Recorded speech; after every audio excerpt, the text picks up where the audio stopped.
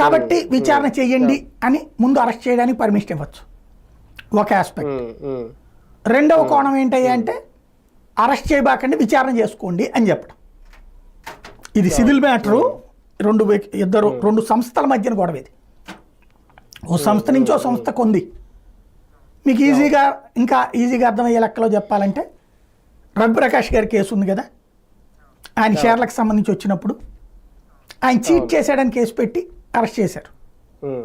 మామూలుగా అయితే అది మీ ఇద్దరు సివిల్ మ్యాటర్ చూసుకోమని చెప్పారు. అట్లాగా ఇప్పుడు ఏమన్నా పెట్టాలి, అది కూడా జగన్ కుదరదు అప్పుడు తీసుకురావడం. ఇదంతా జరిగిపోయింది. ఇప్పుడు ఈ కేవీ రావు ఇప్పుడుకిప్పుడు తెర మీదకి ఎలా వచ్చారు అనేది ఒక డౌట్. వ్యూహాత్మకంగానే ఇద్దరూ కలిసి, అంటే టీడీపీ జనసేన బాబు గారు పవన్ కళ్యాణ్ గారు కలిసి వ్యూహాత్మకంగా ముందు నుంచే ఒక కసరత్తు చేసి వెనక ఏం జరిగింది ఏంటి, ఈ విక్రాంత్ రెడ్డో లేదంటే వైవి సుబ్బారెడ్డో వీళ్ళందరూ చేసిన దాన్ని మొత్తం ప్రిపేర్డ్గా చేత్తో పట్టుకున్న రంగంలోకి దిగి కేవీ రావుని దించారా, లేదంటే అనుకోకుండా జరుగుతున్న వ్యవహారాలు చూసి ఆయన బయటకు వచ్చి ఇప్పుడు సిఐడికి ఫిర్యాదు చేశారు? ఇందులో రాజకీయ కోణం ఎందుకు చూడకూడదు? సింపుల్ అండి, బియ్యానికి దీనికి సంబంధం లేదు.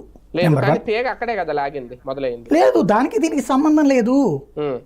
ఆ బియ్యం కేసుకి ఈ కేసుకి సంబంధం లేదు.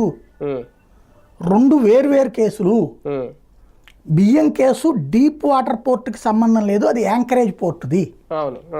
పవన్ కళ్యాణ్ వెళ్ళింది కూడా యాంకరేజ్ పోర్టుకే, డీప్ వాటర్ పోర్టుకి కాదు. ఈ కేవీ రావు గారు